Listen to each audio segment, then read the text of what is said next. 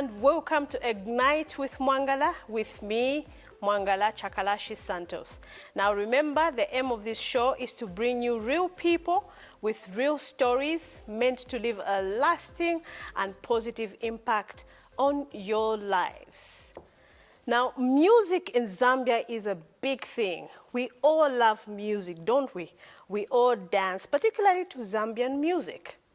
Now, we can never tell the story of Zambian music without mentioning the Sakala Brothers. My guest on the show today is a master drummer, a producer, a songwriter with experience of more than 30 years. He has released 9 albums, out of which 4 are award-winning albums. Joining me on the set today is Moses Sakala. Mr. Sakala, welcome to Ignite with Mwangala. Thank you very much. Thank you very much for that ignited introduction. Thank you so much. You know, for me, this is a dream come true because I used to listen to your songs. Sandra, Kukabwata, and today you're on Ignite with Mwangala. This is very exciting for me. The pleasure is mine, Mwangala. Yeah. Now, let's talk about where it all started from. I know that you just didn't become Moses Sakala, but where did the inspiration start from? Take us through that journey. Well, when I talk about and think about my journey, there is one name, Matero. Mm-hmm. Yes, immediately it comes to my mind. The place Matero, the international route, Matero Lilanda. The city within a city, as it was called, Matero. If you hadn't been to Matero, then you had not been to Lusaka. So my life in Matero has all it takes. I was born in Lusaka at UTH and grew up in Matero. My mother, Elizabeth Daka, Friday John Sakala, my father, brought me up. And the people around Matero gave me this inspiration because the way we were staying, 25 houses made a section. I think that was a great moment. I was a lucky one. That privilege of having born in that area. As you may know, the rural-urban migration. That time when my grandmother, Ambonyiwe, with my young mother and elder sisters, Susana. I'm mentioning these names because at a later stage they became very, very instrumental in my music career. They came with them their traditions from the villages. And so were the Kaonde people, the Lozi people. And I was very fortunate in our section, within those 25 houses. You can't believe it, we had Lenges, Kaondes, we had Lozi. I still remember the Lozi, the Sitenge family there, when there's Mwalanjo and all those. So all these practices for initiation ceremonies, I saw them right in our section in Matero. When they have confined a young lady and there's this initiation ceremony, we go and listen to Silimba. They call them Marimba now. I could listen when there's a funeral, the Lenje families, and then the aftermath, they would play drums. I listened to Lenje music. The Kaonde music, we had neighbors, I can name them. Vividly, I can have that picture. Now, the next door neighbor was Mr. Zulu. He was a traditional healer, a traditional doctor. You know, the houses in Matero, if you know Matero, the Matero then. Not this Matero now. The beautiful Matero. Yeah. Yes.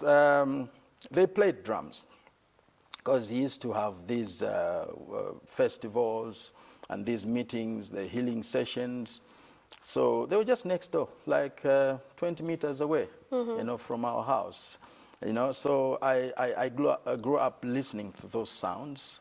And then there was Amazulu, who was also a big, later on with Dr. Vongo and so on, she became the national leader for the traditional healers. Those were in our section, fortunately. So I grew up listening to the Zambian drum, ngoma. Yeah, I listened a lot, and as a boy, I started imitating, making tin and plastic drums. I was a noise maker. This noise later on turned into something else. So that surrounding, the Nyao dancers, with all these social clubs like the City Council Taverns, we had Buyantanchi Tavern near Mlongoti Primary School in Matero. Yeah. So there were Nyao dancers that came and did their Nyao performances. So you can imagine all these surroundings, gave me an introduction to the Zambian drum, the Zambian culture, the Zambian story and rhythm and songs. And later on, we formed groups from Mlongoti Primary School, which was a few meters away from my house. The best cultural dancing group in terms of primary schools was Mlongoti Primary School. For many years, it was national champions, and they were just in my neighborhood. So I could listen to drums. The national dance troupe, the idea for the Zambian national dance troupe, whoever brought out that idea, whether it was Edwin Manda and the team then, Dr. Kenneth Kaunda's government, to have this policy of bringing all these great artists from all the districts and provinces, the best of the best, were brought to Lusaka to form the national dance troupe. Yeah. And that's where all the dances for those people that had no opportunity to travel to the village, we could know about Akalela, Siomboka, Jingande, we knew about Vimbuza and Songwe, all these from the national dance troupe. So it didn't matter, there was a lot of integration. So the groups that we started forming, as a little boy, I formed groups also with my friends in Matero. Later on, primary school. I also belonged to a traditional dancing and singing group. So that foundation turned me into a master drummer. So if you touch my fingers, you see that there's still some hard stuffs here that look like blisters, but it's just how fashionable drummers can be. So I've been playing drums from the age maybe 5 years until I went into secondary school. So that foundation, I think, gave me something that I really appreciate. At least I was introduced to Zambian art. And for me, most importantly, I started searching on who am I? Who am I? Who am I? Profound what am I? Yeah, question. yes. Yeah. And then I started to stand and sing proud and free for Zambia with that foundation. So it was very interesting because as we were growing, it was this drum that drew me closer. It drew me closer because there were the usual things that young stars do, playing football. I went through that. I was a very good break dancer. Yeah, I did break dancing. When there was robot dance, I remember the Studio 22, we were young, very young that time. Then there was everything in Matero, as you may know. The Africa 2000 disco, and there was Kabwata, the fashion city, and so there was the Dallas City. Yes. Yeah, then you know about Lusaka. I do. I was a very good break dancer, but the African drum, ngoma, drew my heart. I could feel my adrenaline, my blood moving. When I hear the African drum, I could get there. I can play football, just an average soccer player like any other young boy, but music, especially drum. So I was drilled by good people to an extent where I started playing almost all the drum patterns of all the corners of the country, because that time there was a deliberate policy. Every primary school had to have a drama club, a traditional dancing and singing group. I think that was profound. That was very important. That was motivating. So we had like 4, 5, 10 programs in a year. We go to Kulima Tower. Where there's Kulima Tower bus stop, there used to be a festival there, a serious 3 days festival. Behind where there's a bus station now, they could put a big stage. So we clash, we do some competition in Matero, at Matero Community Hall. We had venues.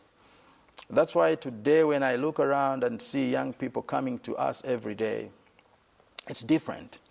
That's why the researchers from European Union at some point told me that did you know that you actually have more venues in Zambia, artistic venues? I said, no, you are not, it's not true. He said, no, this is true. They did a survey. Because I've been to Zimbabwe, around Zimbabwe. I said, Zimbabwe has more venues. They said, than no, Zambia, yeah. Zambia we have. So when you talk about Kabwata Community Hall, Matero Community Hall, all these community halls, Plaza 3, 20th Cinema, and all these, were all venues for art. Because people talk about national rebranding, this and this, morals, they forget and about ethics. what is important. The young people. were exposed that time. So we used to have these venues where you start. If you come from Matero, you go and meet and compete. And these were serious competitions. So we knew about stagecraft and discipline and so on at an early age. And that's what it's supposed to be. So we had competitions at Matero for poetry, for drama, for traditional dance. If you are dancing Vimbuza, or it's Gulewa Mkulu, or it's Siomboka, it must sound like the way the Lords is, you know, Exactly. do it. I'm so impressed. we had that kind of foundation, and it made us what we are as young people. And we were keeping away from other things. Because you may know, music is an art, a God-given art. And from birth to death, it's music. It's when music, a child yeah. is born, songs are played. Yeah, you know. they sound the drum. Yeah, they sound the drum, and then when you're teaching a young one how to walk, da, it's a song. It's I like that. It's from birth to death. It's actually music, coming to think of it. Yes. And there cannot be any church service without a song. Yeah. There cannot be any funeral without a song. You cannot advocate for all these malaria awareness, coronavirus awareness, peace awareness. You need songs to tell a story, to motivate us, or for campaigns.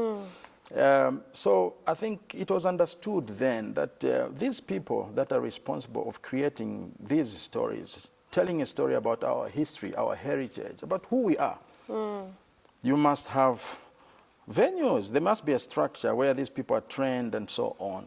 So that time, during the Kaunda government, the Kaunda era, these things were really, it was very easy to come across a place where, young ones are doing things like recreation. Yeah. So we grew up in that kind of time where I'm so lucky and privileged that I was. And there you are. I was. Yeah. So a lot of dance groups, and then we were playing drums. So our group grew to, because there were two groups at primary school, and also I belonged to an independent group. Which is that where you met Levi Sakala? Now, I know today we're not talking about, it's not so much about the Sakala brothers with Levi Sakala, it's about Moses Sakala. Maybe let's talk about how you met Levi, which then takes us to 1993, where you released the album, is it Makewana Music? Makewane Music. Makewane Music, yeah. Yes. So let's briefly talk about how you met with Levi, and then take us to 1993. We are watching our televisions, and Sakala, two amazing, energetic young boys singing and entertaining all of us. How was that journey like? Yes, from the streets of Matero, boys full of life, so innocent. Yeah, I remember like that. Vividly. Yes, I think from my background of traditional dance groups, as I said earlier, I was involved in forming a lot of groups with friends in Matero until we were going to primary school. But at home, I belonged to an independent group, one of the best in Lusaka. By the time I was in grade 8, 9, I was running a group as a chairman. So we were called see chairman. Where your leadership started from. We were rehearsing, we were given a community hall in George Compound there. It's just next to Matero. There are like 40 young people, and we were performing everywhere. So the time I went to Matero Boys in grade 8, because Matero was managed and run by the Marianist Brothers, so the Catholic school, one of the best schools in Zambia, Matero Boys.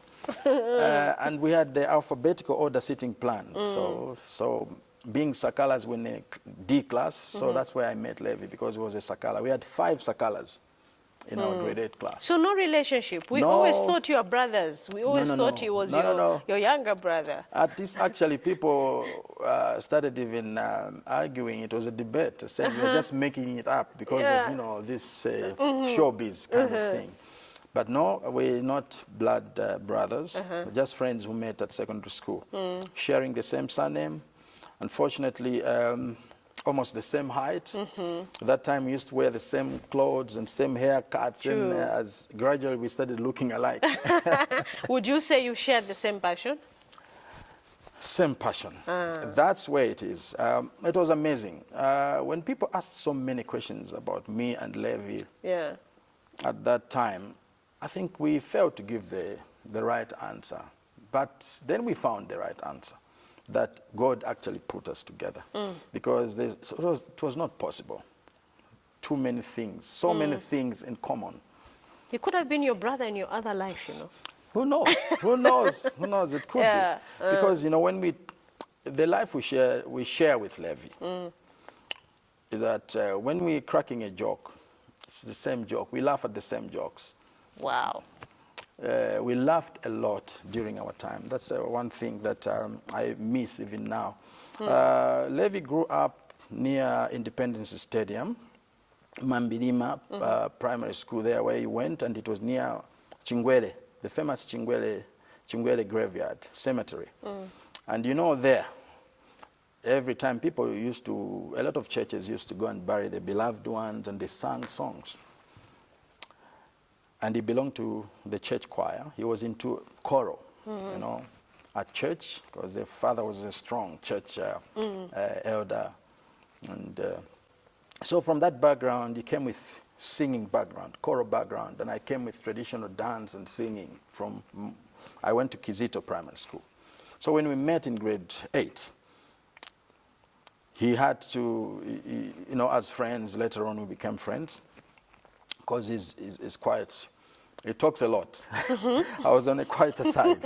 I thought you were the one who talks a lot. No. Maybe now we've been taught through this roughness. You know, we're living in a rough world, so we've learned how to talk. Yeah. So that time, he had to kind of talk to me and asked me about possibilities of me joining the choir.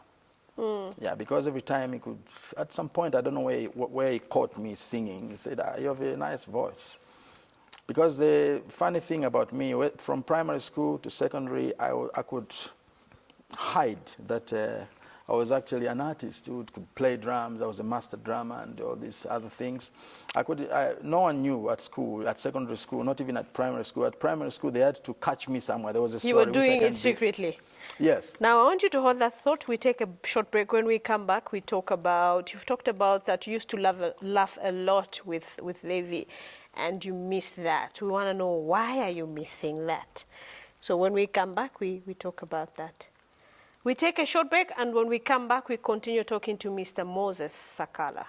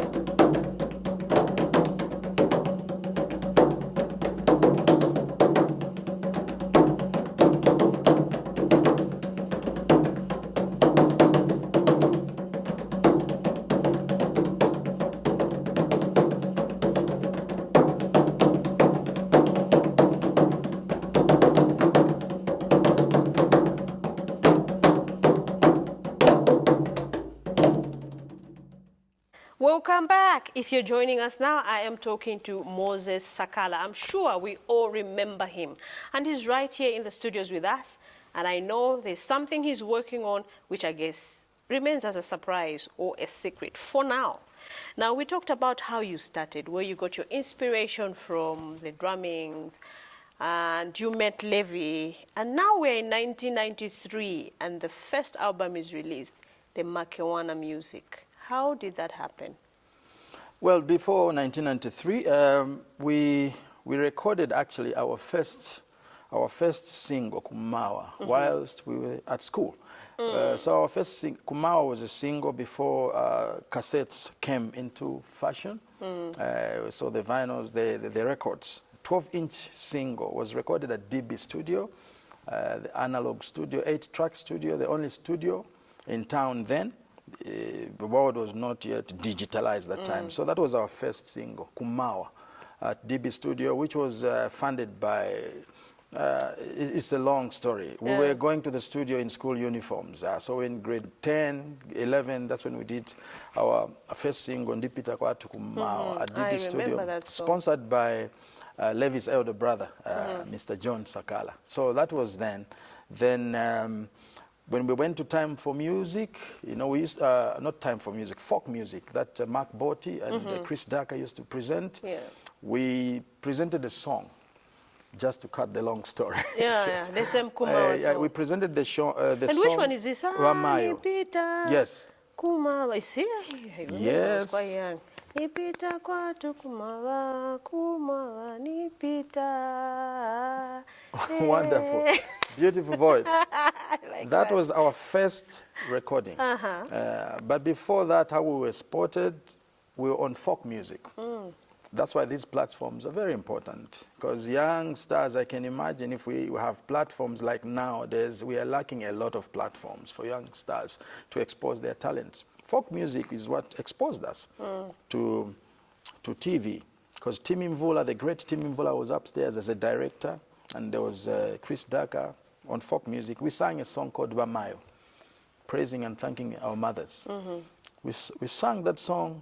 By the time we finished, the program was over. Timmy Mvula came running from upstairs and said, "You guys, go to my office." He had no clue. He didn't know about Kumawa. Because we recorded it in grade 11. Then 2 years later, we even graduated. We completed our secondary school. It was not yet released because there were issues with the liquidation of T Records Company and so on. So the single could not be released, which was probably good for us because it made us at least complete our secondary school. But we recorded before grade 12. So when Tim Mvula took us to his office, then he said, "I like the way you presented your song, Wamayo. I would like to feature you more on different programs." And that's how we brought it out. We unlocked that thing about Kumawa, that, by the way, we have a single already recorded, and he was surprised. That's when we retrieved the single from T Records Company and gave it to Tim Mvula. Tim Mvula did a video of it alone. He edited a beautiful video.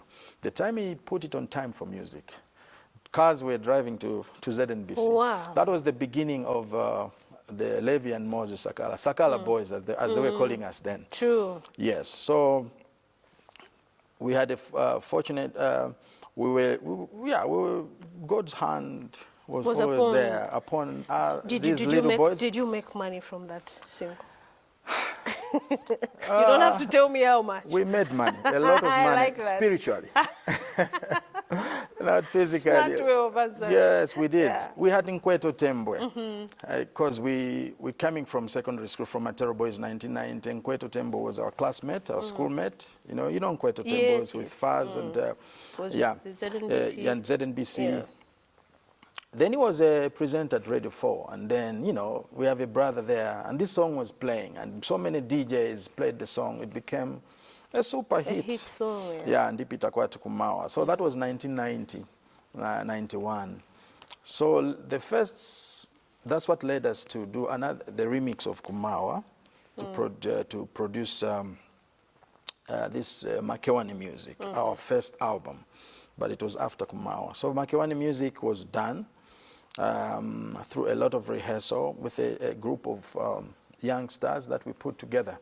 Because I remember 1993 when the Burning Youth Band, because it's a long story. Now we're not talking about maybe the history of Sakala Brothers. Not at all. In fact, we're talking about Moses. We're talking about Moses Sakala. Yes. Now, There's a lot of speculation out there, you know, that you guys have broken up, you know, you got into there's just a lot of stories surrounding the Sakala brothers. I want you to air out and tell us exactly what is happening for you and Levi. Yes, Sakala Brothers. People gave us this name, by the way, Sakala Brothers, because we used to be called Sakala Boys. So we owe it to the people. Yeah. Of course, our innocent moments as Sakala Brothers, as I said, we used to laugh a lot. We did a lot. You know, when I think of us walking, you know, going on foot from Matero to ZNBC, you know, sometimes in borrowed clothes, and then we still keep a smile on our face. And then later on, from the streets of Matero, we find ourselves in the streets of South Korea. You know, we're in Toronto, we're everywhere. Yeah. So these were beautiful moments supported by Zambian people. So for me, this is very important, and there's no way I can forget that. What happened between me and Levi? At some point, because that time, you know, when the press, when things, we love the media because they are our best friends. But sometimes there are other people that put things like creating some sensational kind of journalism out of what happens. Levi always wanted to, in terms of religion, that's why for me, I always believe that you don't argue about matters of religion because no one wins, really. Exactly. Yeah, so Levi always approached me about his intention and his special calling to go and do some pastoral work. But you see, the price we pay for being in the limelight is that you may have your own personal decision that is convincing to you, but there is a family out there of your fans, your friends that really loved Sakala Brothers, and they want us to continue as a duet. So you can imagine how you create the balance, where you put Moses Sakala. Where I'm talking to Levi, I said, no, wow. Oh, this idea, I have to think about it. True. You're talking about Bob Marley, it was 12 years, and Peter Tosh, there was Destiny Child, there were the Commodores and the Lionel Richie story. If you're talking about these other international stars, we have the Boys to Men. It's possible, yes, but it's not an easy decision to accept too. So Levi brought out this issue. Over a period of time, I had to give in and say, okay, I will respect your decision. But the doors of Makiwani Music, the doors of Sakala Brothers are open. Because we are closer than brothers, believe me. We could be gossiping about a person next to us without knowing. That's how close we were. That was the chemistry is there between me and Levi. So I had to give in because I saw that it was just not out of emotions. He meant what he said. He wanted to. Because in life, you reach a certain point where you feel you need to do something different. But the price you pay for being in the limelight is that people will never accept. And our fans said no. We keep talking, we keep Our fans said, no, stories. Levi can't leave. But we didn't quarrel or physically. Others were saying it's because of a woman. Others were saying it's because of Angela Nyirenda. Oh, yes. There were a lot of speculations. Yeah, but we spoke. In fact, if in a few years before Levi made that decision, he kept on bringing it up. Even way back when we were at secondary school, Levi had gone to join the Marianist brothers as a brother, a religious brother. He wanted to join that due to something. So I think it's something that he always wanted. It's a calling. It's a calling, Which you can't a stop. spiritual calling. So at the end of the day, I tell people there used to be greatest trio that has ever lived, the Wailers.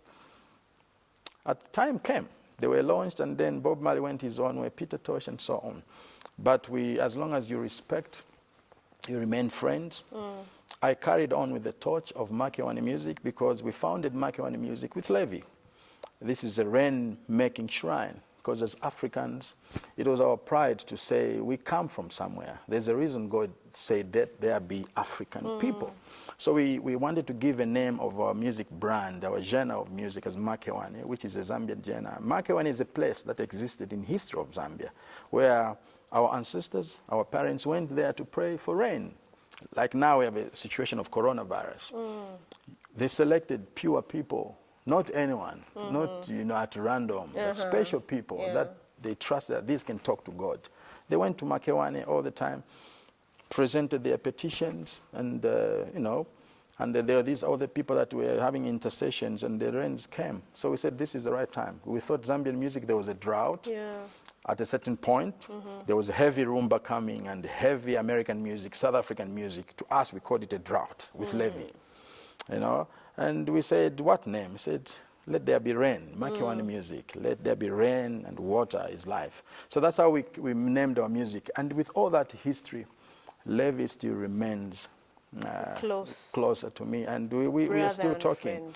But now, with his blessings, of course, I've carried on with Makiwane music. The band is still intact. The studio is still intact.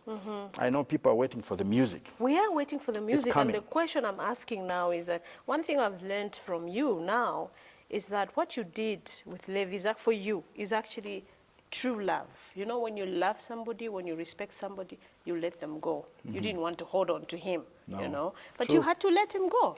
So now where is Moses Sakala? Now. Yes. Now Moses Sakala is continuing as a musician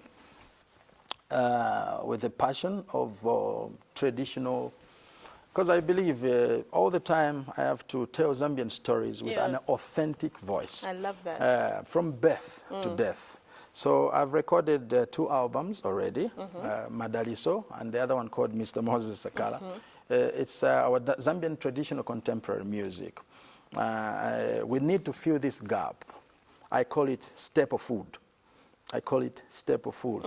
You can have your pizza, you can have your chicken and chips, you can have your spaghetti, macaroni, and all this, but there is Nsima. Makiwane music is Nsima. I like that. It's our staple food. There's Nsima and kapenta, Nefisashi, Ifinkubala. Indambi. Exactly. That's our staple food. And you can imagine a country with no staple food. So the situation now is people are hungry. There's a gap for staple food. Akalindula, Jingande, from the 10 provinces of Zambia. That's what Moses Sakala his journey is about. That's what Makiwane music is about, to integrate all these tribes, 73 ethnic groups. So I've done 2 albums, and now we are with Odini Art Center. This is an academy for arts and music for our cultural programs, arts and culture, based in Charleston there. That's where we are giving direction to young people especially, and those that are talented and gifted in the arts of music and different arts. So under Odini Art Center, that's where we really are. And we know very well about the quantity. When the quantity of products, there's so much quantity in terms of arts products produced, that we can compromise, the quality. So we are training young ones about really the importance of research and also producing quality music, because we are living in difficult times, and from time immemorial, our history was told by art. They taught us through tushimi, oral tradition. What have we done with our languages? What have we done with our food? What have we done with our herbs? What have we done? Because everything, I love that. It was all inferiority complex that hit us, brainwashed in big time. Now, who is going to stand in the gap here in Zambia to bring back all these things? Because we have a challenge. We have a challenge. So through music, we can bring back our identity as Zambians. Because people ask, what is a Zambian identity? What is Zambia dress code? What is it about Zambia? So through Odini Art Center, we are serious, working with resource persons. We would like you to come there and other... And sing with you. I love that.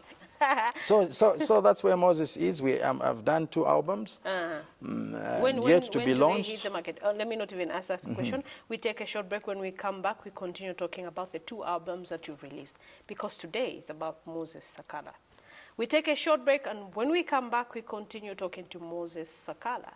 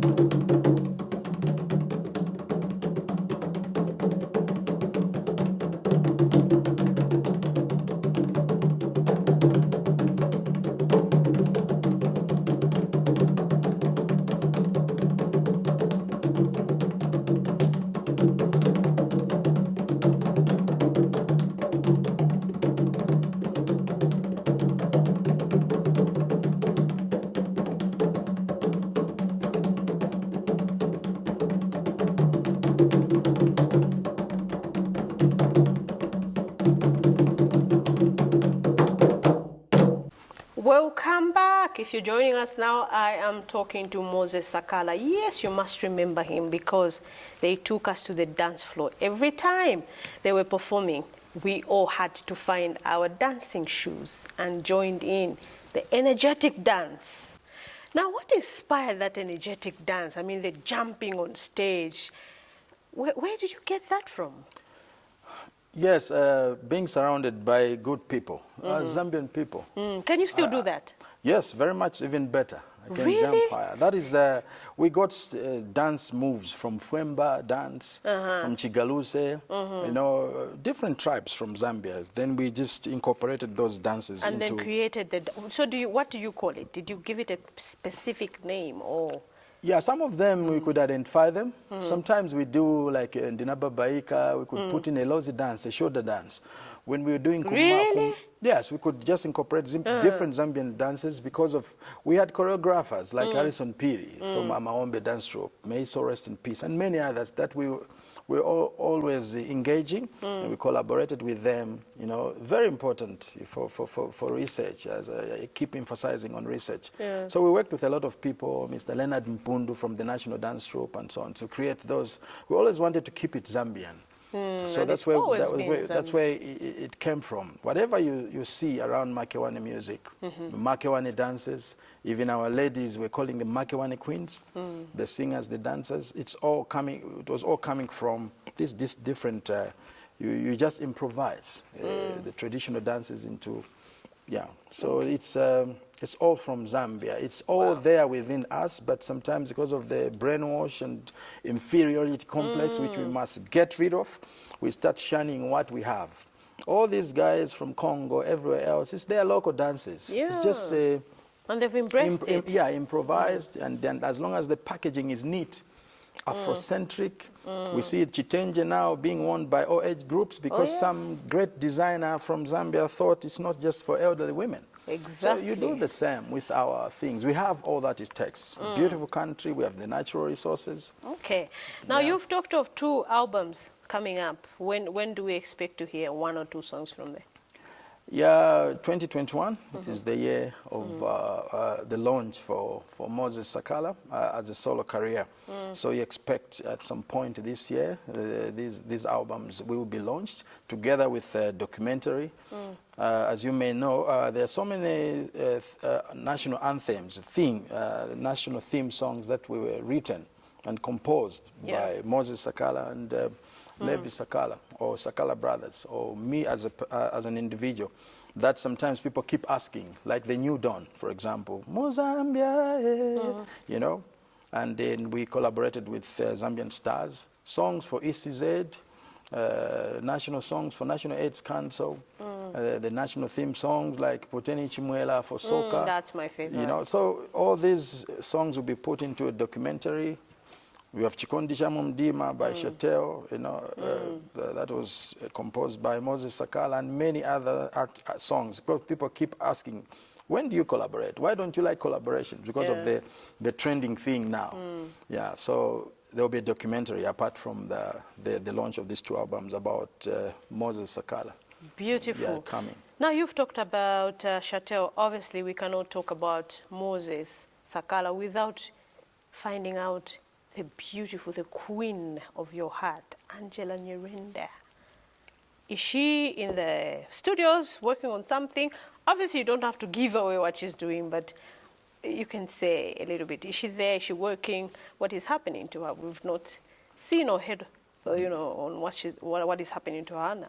Yes, quite an inspirational story when you talk about the story of Angela Nyirenda. I see your face even lights up. You glow. You mention Angela Nyirenda, the face. Yeah, sometimes you can't know how far you can go. Yeah. I'm talking about music now, musically. So when Angela was launched in 2004, I think those were some of my epic moments in my music career. Because I produced and wrote some songs in our first album. Of course, all the four albums. But the first album was very significant because for the first time I saw Mulungushi conference center come to a standstill. So I will never forget that. And the support that Zambian people showed us that we need our staple food. We need authentic. I like that, you know. Mm-hmm. The way they came and supported Angela, and amazing, and God's hand was there. We toured the country and so on. She is in the studio. Okay, because 5 years ago when she last did her Salary album, so we are working on her 5th album after 5 years. It's quite frustrating when you are driving around the streets of Lusaka and everywhere else we go in the country, in Zambia, Copper Belt, everywhere. Even in Southern Province, because she did a lot of Jingande songs. Yes, yes. They're asking, Where is she? When? Do we expect a duet between you and her? After a long, I had to ponder, you know, I had to meditate about that. I like that, yeah. So it's coming. It's coming. We have done some duets. Oh, it's coming, and then there's also a separate project for Angela Nyirenda, 2021. Wow. And there's something special for the women, the Zambian women coming. So it will be done, and thanks for the collaboration between us and Loyola, and then I hope there will be great works coming. So Angela is in the studio. Some of the songs are already done. So look out for the great Zambian princess, and I hope the support. It's been amazing. You know, she's been like a custodian now of Zambian kitchen parties and so on. Yeah. So beautiful. So I love look out for that. So Zambian music lovers, there you have it. Angela Nyirenda is coming. Moses is here. Now, let's talk about that one thing that Zambians don't know about you. What is that one thing you think Zambians... Yes, we know that Moses sings. Yes, we know that Moses dances. We know that Moses is a family man. But what is that one thing that we don't know about you? I know I put you on the spot. One thing. Yes. One thing that we don't know. It could be cooking, you know. No. One thing that Zambians don't know, but they keep asking me questions, that I have no passion for driving a car. Yes. You don't so you don't like driving? No. Really? No. So you always have to have a driver with you? Yes. Wow. I didn't see that coming. I know. I read up on you before this interview, but I did not see that one coming. No, at all. Is there any particular reason why? I've driven before, a few kilometers, and here and there. But when it comes to driving, I would rather be on the passenger seat. Yeah. Wow. Okay, I didn't know that one. Okay. Maybe one day. Yeah, if they will bring a more sophisticated Makewane style kind of a car. Then you would drive. So if you were on your deathbed and God gave you a second chance to live, looking at your life now, what would you do differently? What I would do differently in terms of what? A career or? In terms of anything, what would you want to change? Oh, I would make sure that the whole world, just to curb this feeling about the gift of art and music as a hobby. Wow. It's not a hobby. It's like the air that we breathe. That's why every person, when they get their first salary or job, unemployed and employed, they buy a radio for their sitting room. True. What is going to come out from that radio, of that radio? It's the music. And yet I hear a lot of people weeping their children. Now you're going to fail because you're playing a guitar. You'll be a bad, because you're singing. And yet they want to be taken to Jesus, in church, to be closer to God through songs. They want songs on funerals. They want songs everywhere. And then others even study using songs. And then they have a radio in their living room. And then they look upon negatively on a musician. Then I would just want to create a great foundation with cornerstones, a structure, every country, to make sure that they respect an artist, a musician. That's what I would do. I would start with that first. Powerful. Wow. What would you like to be remembered for? Well, for my little contribution to see to it that as Africans and Zambians in particular, we put an identity and pride in who we are. That I made a contribution to that, to put an identity to who we are and our pride as African people. You know, the idea of imitating other things from other places. Where we travel around, you don't find anyone trying to imitate, to be an African. But you find Africans imitating every little thing from other places. I would like to put my voice, small voice, that will inspire other people that we are Africans and we have an identity and we have things that God gave in us that we are supposed to bring out and teach to our children. Thank you so much for making me a proud Zambian, because I remember the first time I listened to your music, I was quite young, but I was like, wow, this is good.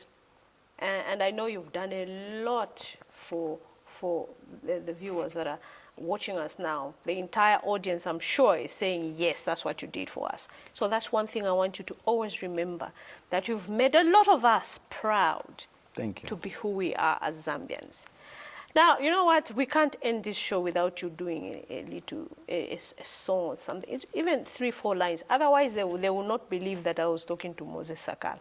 You know, when we say Moses Sakala, the first thing that comes to mind is this energetic dance and the singing. But obviously, I'm not going to ask you to dance. I will ask you to sing. But so that is going to be the end of our show. So before we come to the end of the show, I want you to give them a message, and then you go into your singing. Maybe 2-3 lines. What would you like to tell the people that are watching you now, especially the young boys and girls that aspire to be like you, the musicians that are already in the industry that feel, nah, I feel like giving up, it's hard, I can't do it anymore? What message of inspiration or encouragement are you giving them?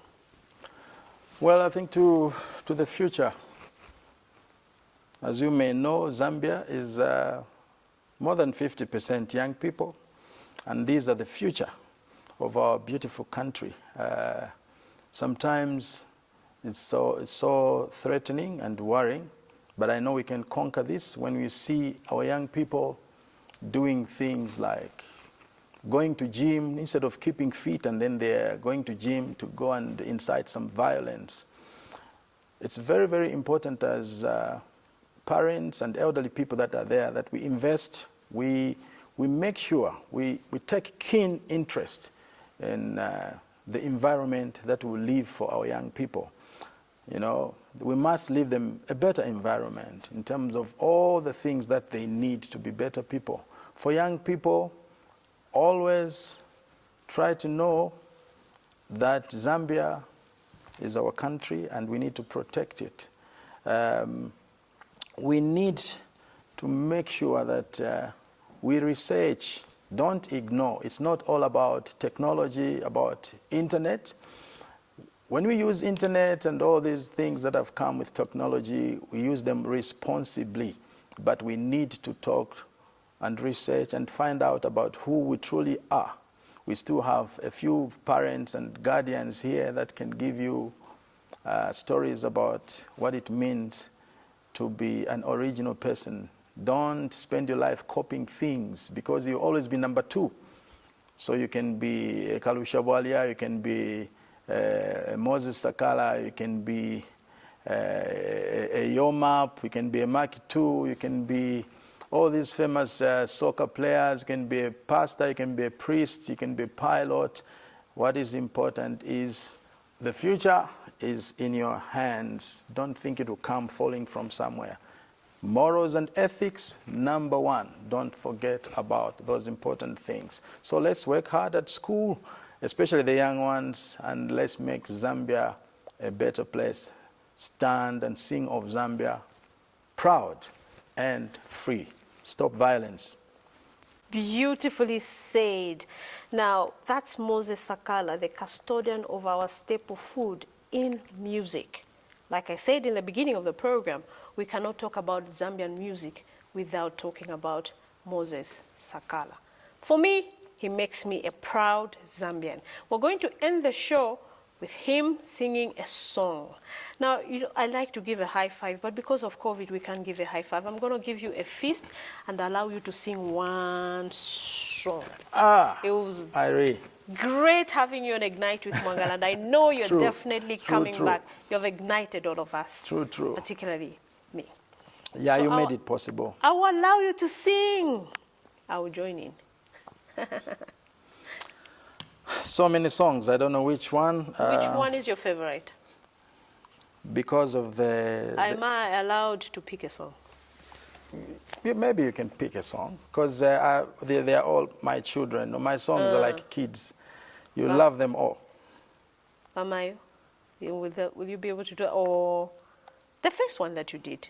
What put the Sakala Brothers on? Okay, maybe I will sing this other one. Okay. Which is easy for us to groove to. Londole mama, londole, londole, londole, dia wanga londole, nikati teti na welera, dia wanga londole, nikati teti na welera, londole mama, londole, londole, londole, dia wanga londole, nikati teti na welera, dia wanga londole, nikati teti na welera.